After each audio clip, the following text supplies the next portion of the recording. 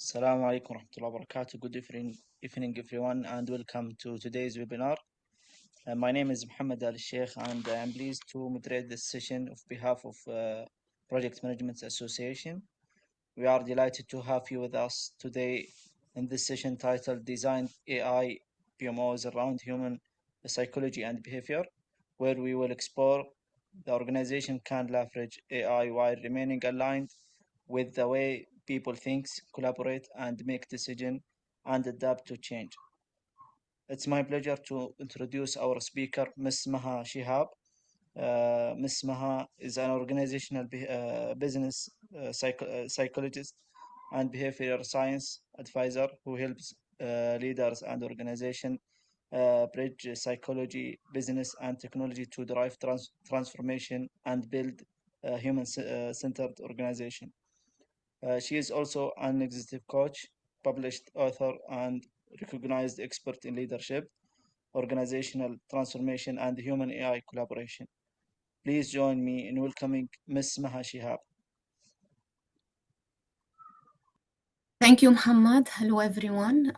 Thank you also for joining us and the AI and Project Management Hackathon team for the organizing the webinars for us. I believe Muhammad has introduced me briefly. I'm a business behavior psychologist and transformation enabler in our time of AI.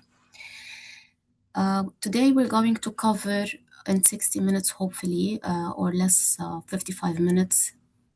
We're gonna look into the use cases kind of overview that we've so far have, our session goals, and we will go into a little bit on problem deep dive on the industry context, the challenges, and the cost of inaction. We'll look into the AI solution vision, by which we will look into the AI examples that some of the mentors and their mentees are working on now, and how we're going to apply the field of psychology or business psychology precisely and behavioral science into your solutions. And of course, I'm going to share some tools with you that you can take like a takeaway so that you can refer back along the stages of your design and the implementation or execution when you're building it. And of course, we're going to end up with some Q&As. Please, if you have any question, just release your microphone and feel free to join and ask the question on the spot. I'm sure everyone here is like wondering what is psychology, what is behavioral science, and there's so much to it. However, I can kind of make it easy for you, especially that you're already building a solution which might be technically a little bit overwhelming in a sense, or there's too much technicality for it. And thinking about the human side, we all know that we might miss that, especially it's like in our daily work. We go so much into the technicalities of any task that we forget about even ourselves or the people around us, or how they are perceiving it, any result or any outcome. So what I would like to share here, that today I've tried to make it very simple for you, and by which you can only think about the mindset that you're going to take with you out of the session by which you will build your solution on. I will just go through a little bit of what is psychology. Psychology is about understanding humans. We're not analyzing any personality, and we're not looking into any depth, or you're not required to be experts here in terms of, or even therapists. So, business psychology exactly is about the psychology in business, understanding people in business. Um, that is also the study of the mind, how people think, how do they kind of react, and how do they behave. So there are certain key areas that I would like you to focus on here when you think about psychology, is about the people that are receiving such AI solution. How comfortable are they? What are they thinking about as such the solution? Will it help them, or will it cause any kind of emotions or feelings that might impact the outcome? I'll give you also more examples here, how people process information. We do know sometimes in project management, the processing of information, sometimes at some point when you need an update or something, people might tell you, I did not understand what exactly was required from me. That's where stakeholder management and engagement come through. Why people, I'm not going to say resist change, they actually, how people work with change. And of course, an AI solution is a change, and it is a big change. How people are motivated to use this solution, and how do you get their attention, for example, on a certain milestone, or on certain updates, or on certain approval. The memory that they carry with them from the start or the beginning of using this solution or knowing about it, is it causing them stress, or is the decision making made easy with the AI solution? So this is exactly like kind of questions that you need to take with you. Behavioral science, it's from the name, is how people behave, right? And how do they make their decision based on this AI solution by which you impact the outcome or influence the results.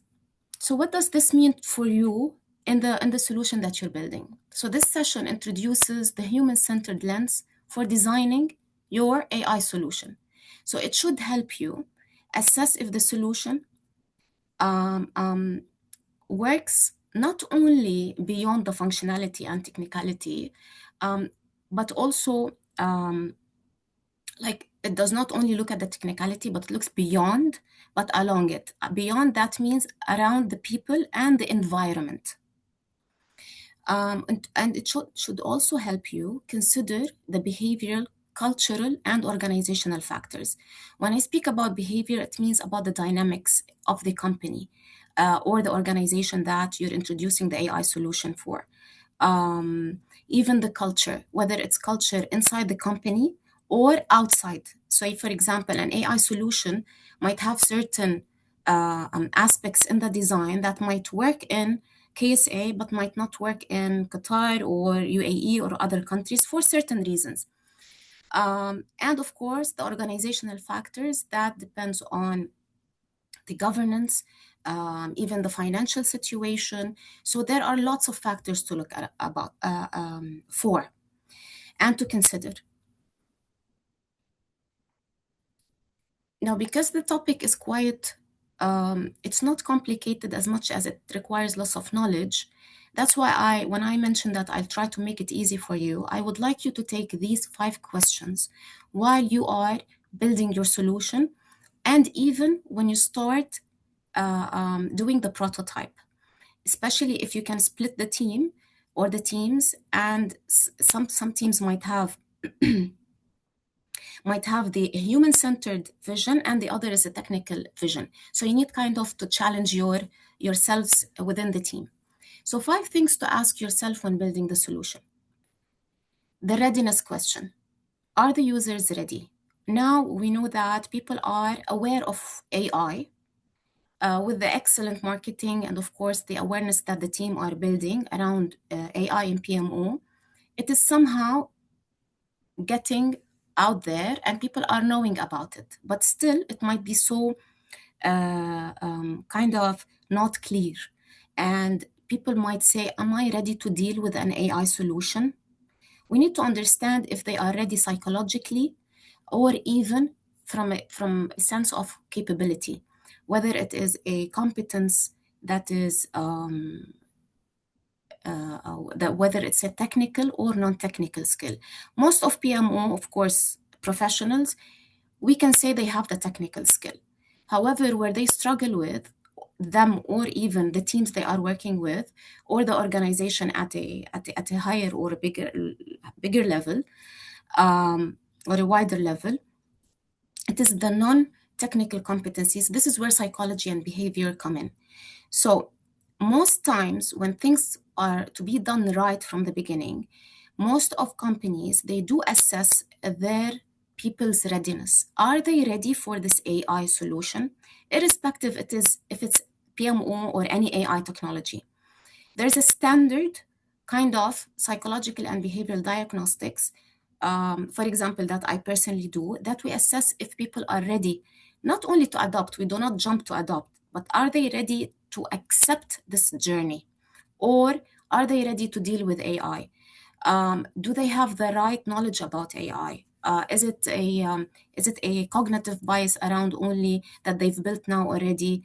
AI is ChatGPT or AI is Gen AI. It's generative and just I ask it to write certain something for me and it generates whether a video or an image or even a text.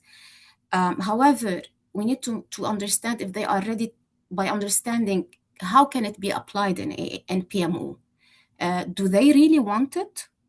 Right? This is a question that while you're building or start building your solution, when you're assessing whether my solution is, do they really want it? How can I make them want it? What are they, the solution? What is the solution impacting? Now, I would like to mention here when we speak about readiness, going through some use cases and some of the previous experience in project management, we noticed that there are some certain obstacles or challenges that it is universal and standard. And somehow we think that the AI solution is going to solve everything in a sense that of what was not working, right? For example, people really answering about the updates, people are really adopting to the milestones or getting things done. Are approvals there? Is compliance there? Are they working through the governance? Why they are not attending certain meetings? Why certain stakeholder, whether it's the sponsor or even they kind of there is a governance matrix, however it's not always followed. Why would this AI solution at some point say that the sponsor or even the leadership ask for lots of changes? This is where the readiness comes in, right? The diagnostic help us. Are they going to really want it? The second question that I'd like you to ask also yourself is the data question. Data is a critical is a critical challenge here. There are some data we do know in every ERP or UGRP or a complex project. As much as data might be there or available, however, there might be many issues or problems to it. Sometimes non-consistent, not clear. It does not really tie up together to get to a certain analysis. Some people want to share data, others do not want to share. How does it impact the governance overall? And even the roles. So when you request for data to build your, or if your AI solution requires data, the question that you ask or how you ask it, and does it really impact their safety, their psychological safety, their role, their decisions, their compliance, right? These are questions that really raise some kind of fear mitigation. And does it cause any brain threat response? I'm going to give you here a tip or a kind of a like an advice. The brain usually, or it's very obvious. However, when I give it to you in such a way, you will think it clearly. So the brain kind of, I'm going to use simple words, run after reward and fears or runs away from anything that causes threat. In project management, we have lots of situations where fear plays a role. Whether it is fear of an AI solution providing something that I won't be able to do, but the AI will do it. Like it's gonna replace somehow what I do. Am I going to be out of impact, or am I going to be useful in this use case? Right, the whole whatever challenge you are solving. Or is it going to actually add up to my exposure? Am I going to be exposed? These are things that you would need to consider while you're building your AI solution. The logic solution, is it objective? Does it really, in a way, not only solve kind of a cognitive bias, but say, for example, for so long, if you're dealing with certain stakeholders, they like to hear things that they are kind of normal with, or it was the norm. This is how things happen here in the project, or remember we spoke about the culture or the dynamic of the team. Do people communicate? How do they communicate? Is this solution giving them a new way of communication? Are they going to log into a different solution that they might need to communicate through? Remember, there were some new PMO systems by which it wasn't really kind of integrated. They had to use a separate one. And people would need to log in. Is the integration possible? These are things to consider. These things that will impact your adoption. The output question is it clear? Can I trust it? Does it give me some kind of clarity on, remember the role that we spoke about? Is it going to take my role, replace my role? Is it going to expose me? How clear is it? How much can I trust it? Is it clear for me to trust it? This is also where communication and the kind of the psychology of communication comes through. Now the fifth question is the workflow question. Is it natural? Does it fit with the culture and the organizational dynamics? Like if I'm gonna do this system and I need finance and HR, or I need certain modules, kind of, it depends on whatever solution it is solving, or whatever problem it is solving. How much is it culturally fit? Or if these team dynamics kind of they do not like to be or for example to give updates on a Thursday, as much as such details may be like, what? Yes, some people do prefer, for example, to have certain updates, or to update their milestones, or even be asked about some certain compliance or regulation issues, not on a Thursday, say for example on a Monday, and how you build your solution around it, and exactly, for example, the results and the deadlines that you are looking for. Your solution needs to take into consideration everything that a culture or a team dynamic is there. So when we speak about that, I will give you some examples here. When we say if the users are ready in the readiness questions, this is kind of, I'm gonna read out here so that you can follow through with me.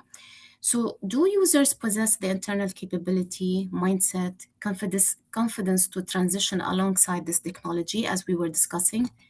Does this solution actively assess the user readiness, or does it assume people can instantly adapt to a new way of working?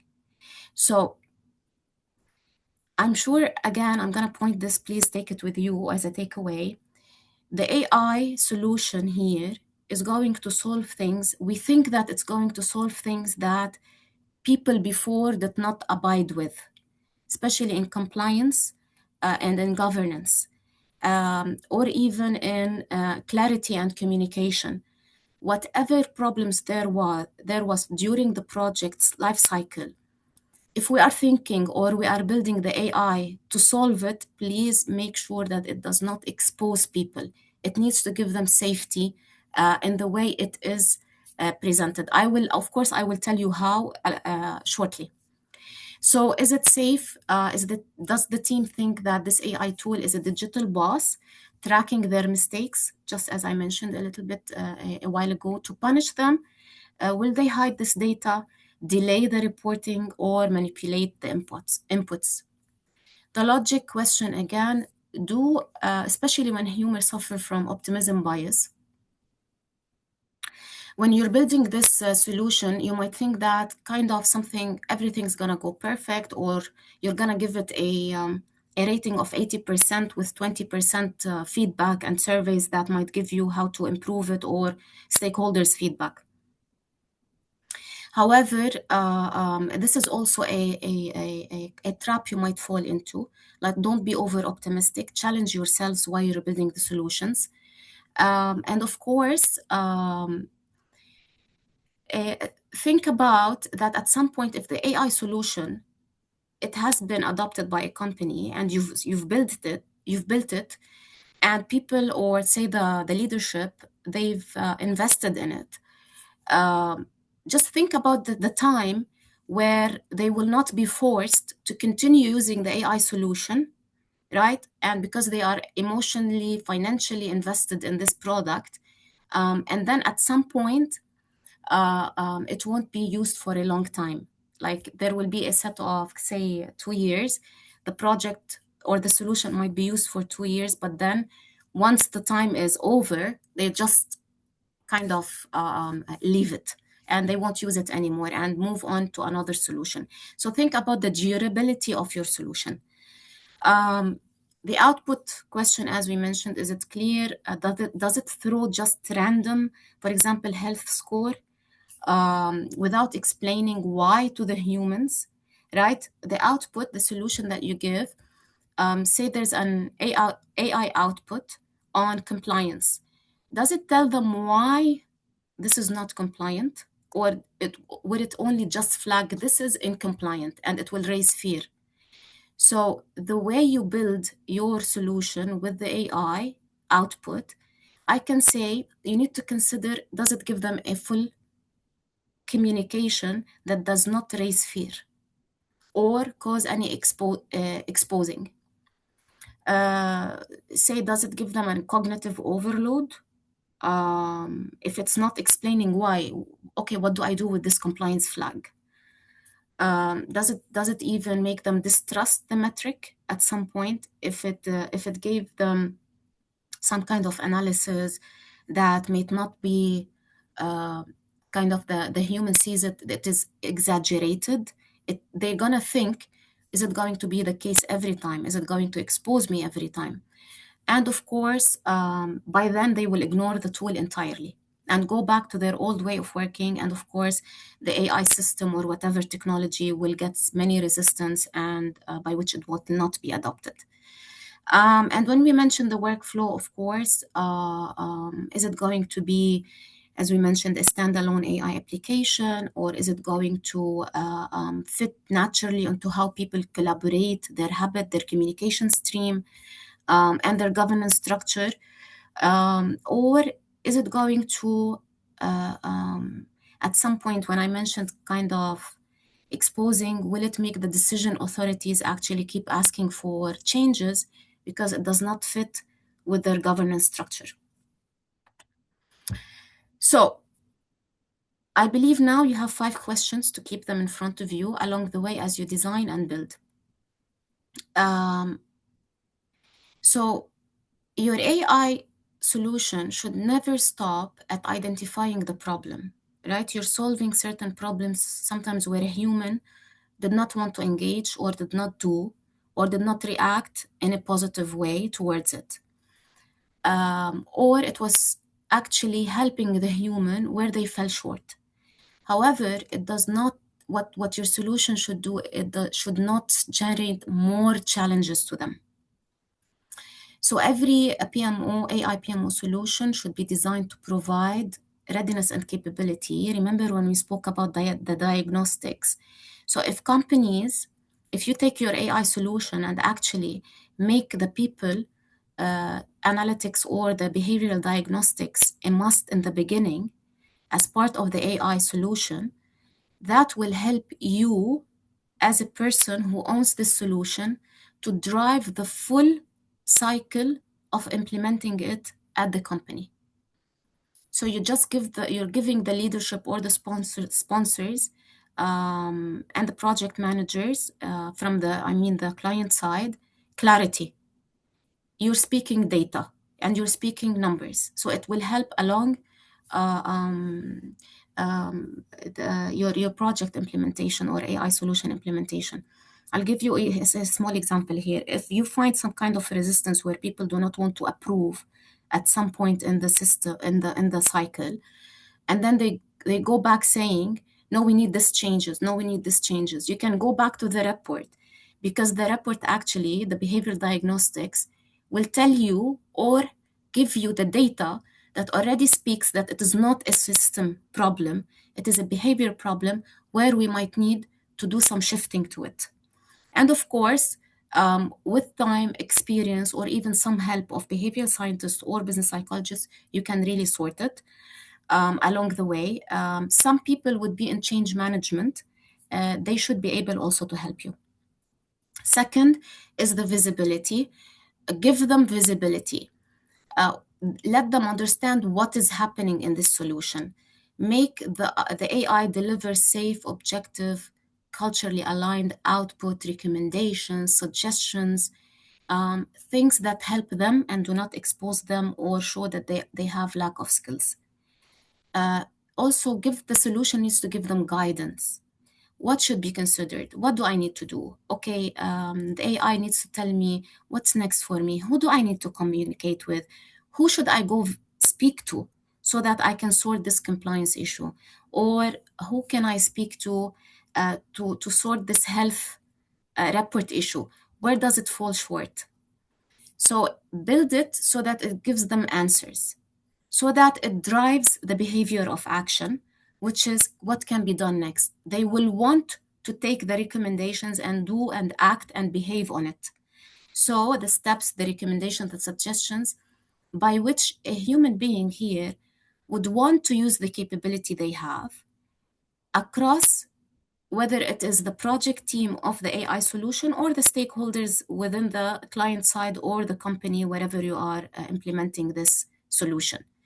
So your solution needs to drive confidence in the human capability to utilize it and do and action whatever it is suggesting or recommending to it. I've looked into some use cases, and of course, again, part of the experience, I'm going to give you some kind of 10 behavioral issues in project management, whether it is based on the use cases or general experience, and where we want this AI solution to reach. Most of them is people depend on expert bias, right? So these are issues that I might need the AI to solve it, and the subjective judgment. Now, your report, which the AI will produce, needs to have, or they say that it might produce qualitative expert opinion and intuition. This is what you don't want. You want it to give quantitative ones. Qualitative, you might leave it for the human being judgment. This is where the other part of where we say where humans come in. So when you're using an AI, you would need to see that the solution or whatever it is recommending, it should not be qualitative.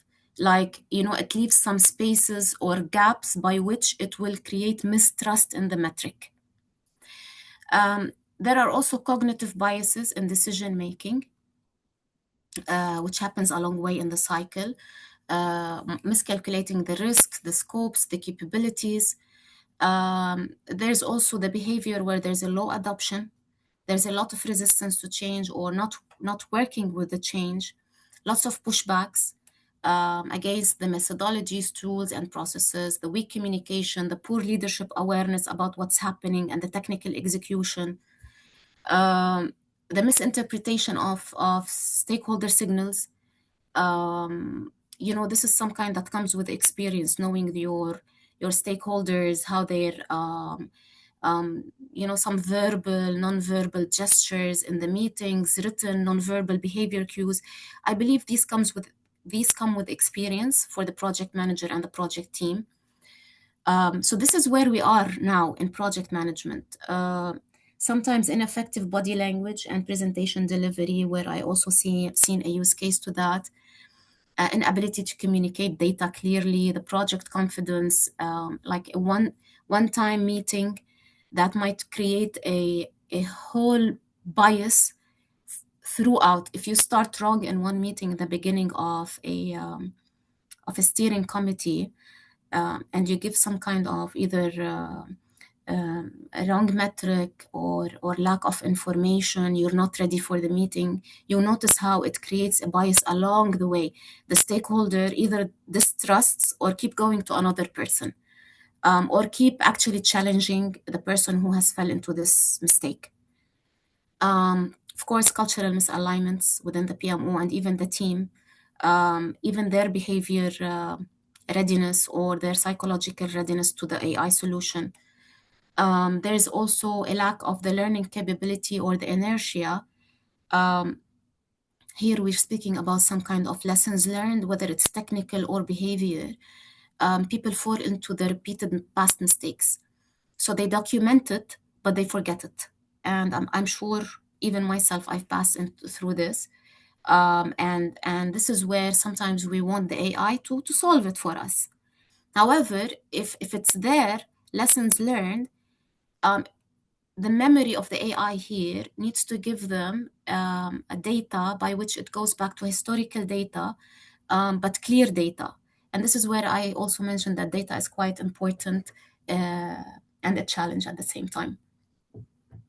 So like what data to ask for, how to ask for it, make people feel, say if you're asking for a certain data that feels risky, you need to tell people why you're asking that and how your AI solution actually is not attacking the person who provided you the data or the department, but rather it's solving through methodology a certain challenge.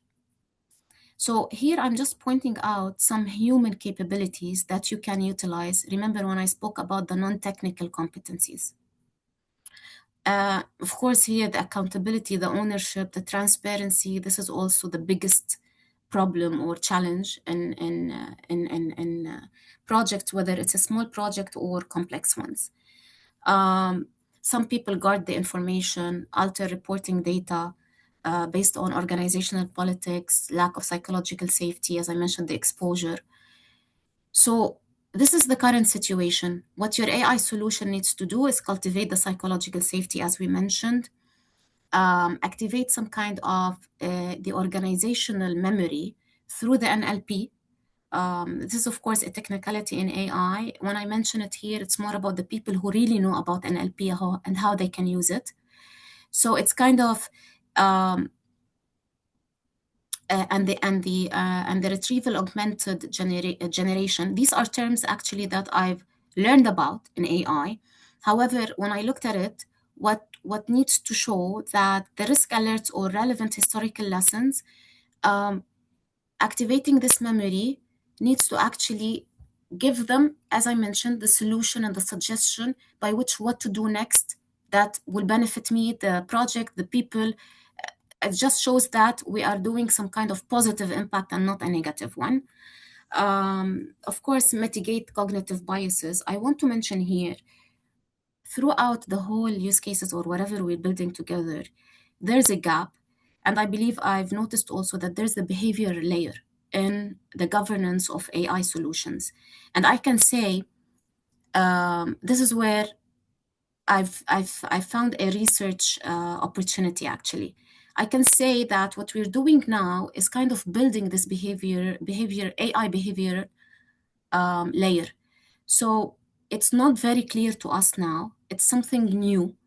However, what we are doing now is actually putting the foundation to it.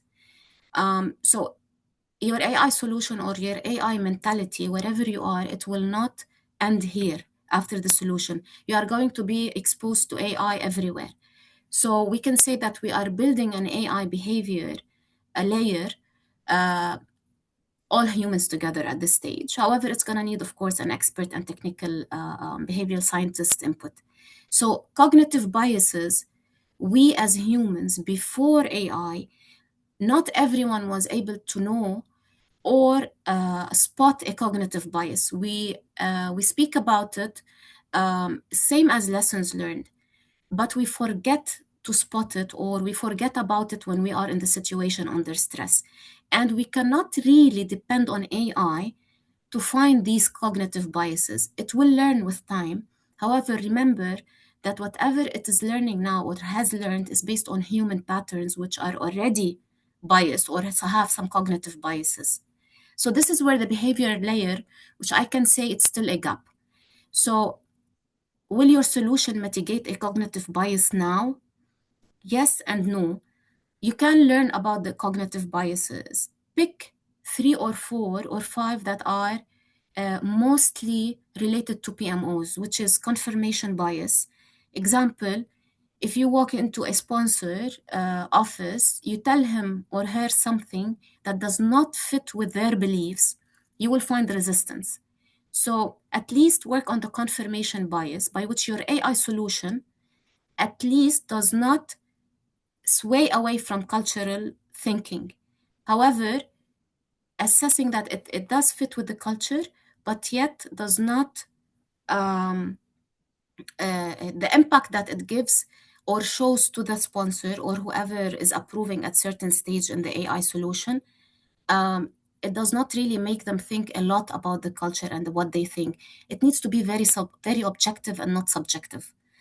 And of course, elevating when we speak about the professional maturity and communication maturity, just was when I mentioned tell the why, always explain, put yourself in the other person or the receiver shoes. And of course, what you want is to maximize the adoption, readiness, and the capability. Towards the end of your AI solution, if you're proposing this, say to the judge panel, um, they might look at it and ask themselves, do I have even the capability to deal with this AI solution? If it's going to raise certain capability need, then I really suggest that you point out in a very um, humane way that the AI solution, as much as it might look complicated or there's a lot of technicality learning to it, however, you might need to do XYZ training. You don't need to name all the trainings. However, give them that psychological safety that with certain non-random AI training, you need to be very specific. At least 2 trainings that some people might think, oh my God, I don't know what will I do? How will I work with AI solution?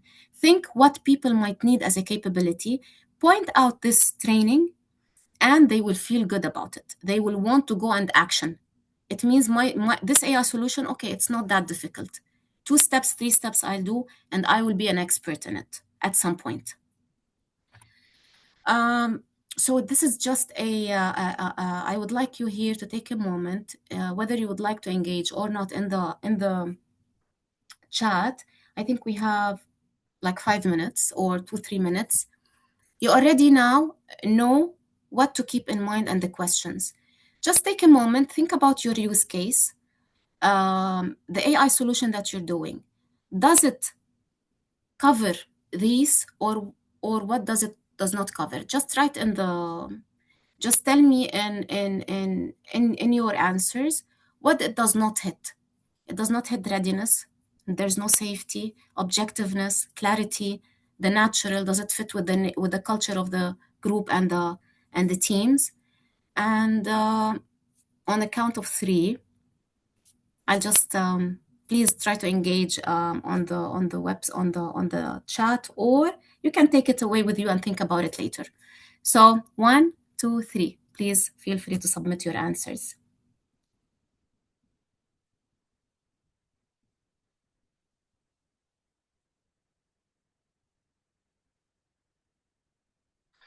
Muhammad, please, I would need your assistance here. I'm not able to see the chats.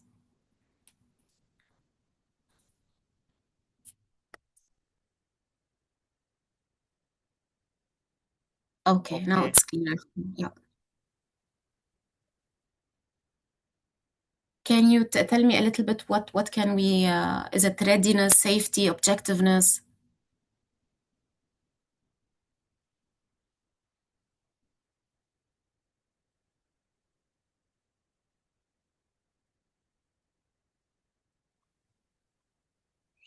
Dr. Jihad, he mean readiness and clarity.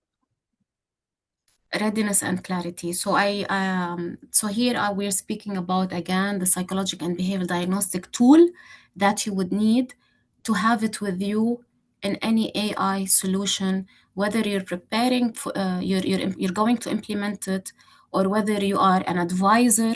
You might need to tell the sponsors exactly where they need to start so that you can have the user confidence as well as the leadership and stakeholders' confidence. So take this with you and think about it during your AI solution. And of course, if you have any questions, you can always reach out to us. Um, I just want to here tell you how it's going to be applied, this mindset, right? So in the beginning, when you assess and measure your current state, what are you looking at? What is the AI solution? I believe now you're a little bit in, you might be in the start, you might be in the middle of the cycle. However, you can always go back and assess the availability of the detailed needs that you have, the data ability, the availability, the quality. Is it going to be easy? What do we need from it? Such questions. Of course, as I mentioned, the behavior and the diagnostic and the measurement tool of the readiness, you can reach out to me on that. On the stakeholders' input, interviews, and workshops, this is something also that you would need to consider while you're building it. Do I need to even maybe take some opinions? Um, During also when you're measuring the capability, the competences, this is where the behavioral diagnostics is going to help you. Also, when identifying the gaps that you are actually that your solution is building or solving, you're going to also assess allocating the resource and technology. You'll be asked at some point in your solution, will the company or organization have the resources to use it? Does it need an integration? Can it embed in, I don't know, maybe Microsoft Office that they, sorry, Microsoft that they use, or Oracle or whatever new tools, even if you needed Copilot at some point for certain report writing, etc. So can it be embedded in their systems? Here, this is where you need to see if because we're speaking in KSA, you need to understand, of course, your infrastructure and technology of your clients, like ministries. They use Oracle for UGRP. So this awareness is very important for you when you're building it. Um, Also to here, I would like to please note this: maintain your strong relationship with HR, governance, risk, and compliance teams. Whether you are building now, if you're building a solution, reach out for these people in your networking. Ask for their opinion. um, Remember to understand the safety, to understand the readiness, to understand the objectivity of what you're giving. They will tell you as a human if this is going to work or not, because they're networking with you. They know you. You share experiences. They will tell you. You will feel the human side where this is falling short in your solution design. Now I believe we are in it. I will share with the team a human behavioral rubric checklist. This is going to help you so that at least you can make sure you don't need to cover all, but at least cover three. And when you are presenting your solution, um, there are two areas where you need to focus in it: in the architecture, in the system architecture scoring, as well as the business impact. Make sure to highlight the human centeredness that you've done in your system.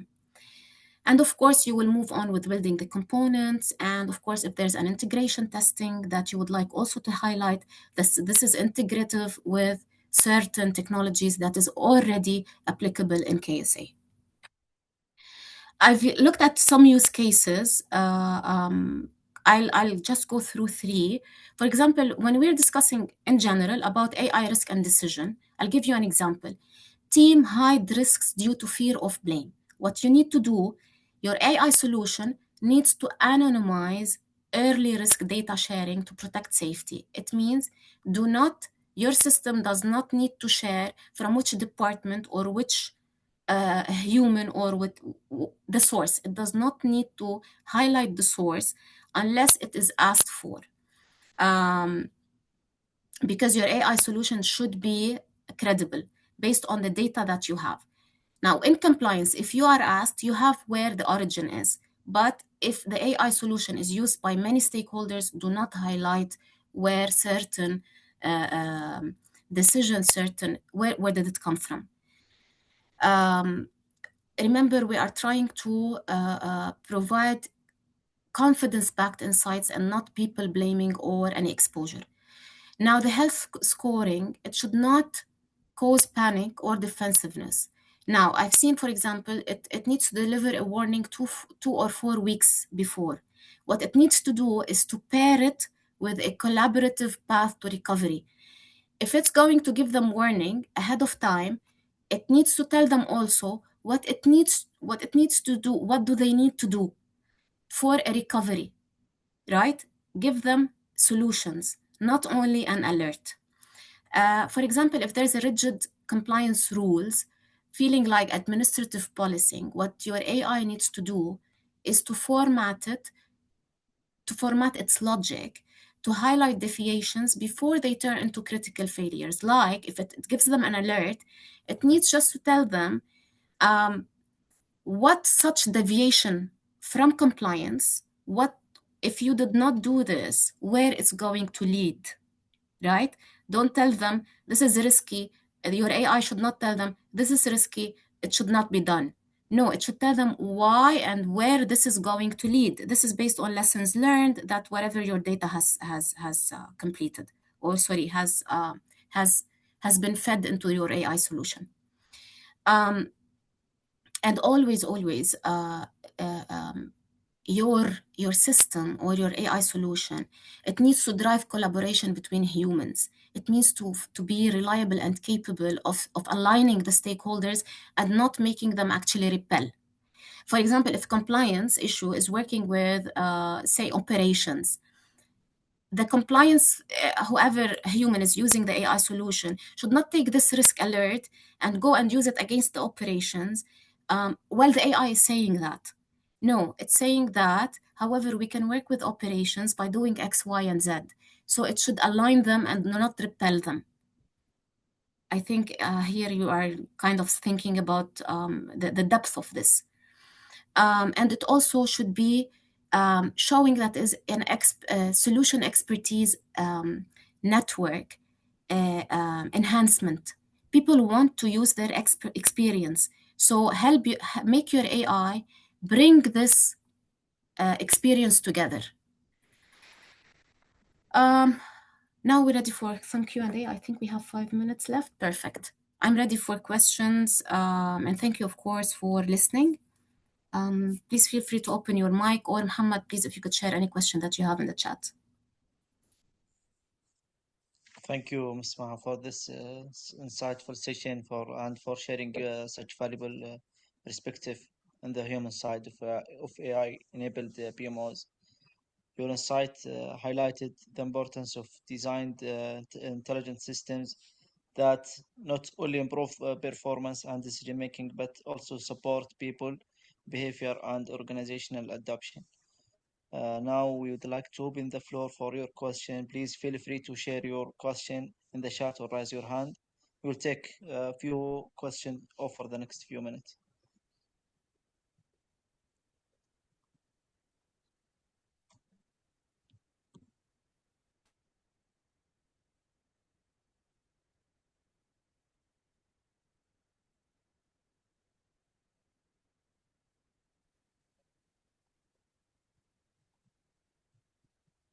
Okay, Dr. Jihad, please.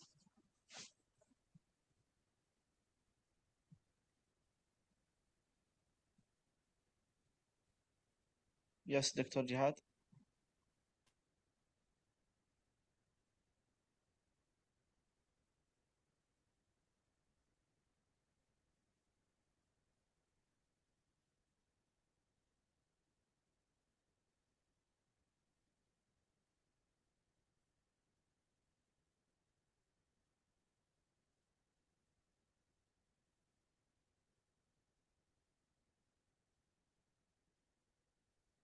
We got one question from Dr. Jihad. Okay, thank you. Please, if you could share it. Okay.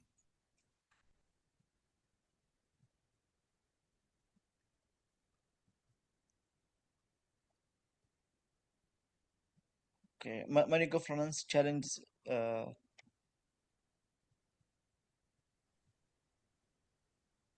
Yeah, I can read it. Assalamu alaikum Yes, Dr.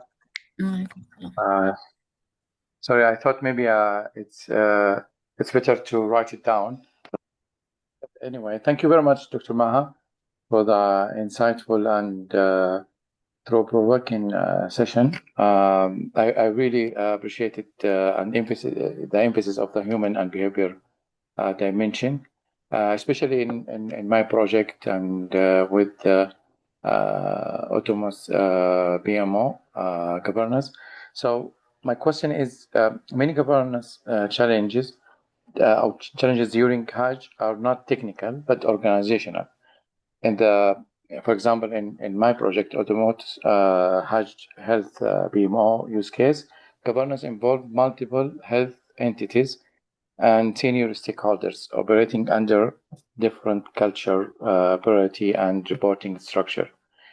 From your perspective, how can an AI-driven PMO assist stakeholders' readiness and encourage data transparency and collaborative governance when culture norm may favor information ownership, hierarchy, or solid decision making?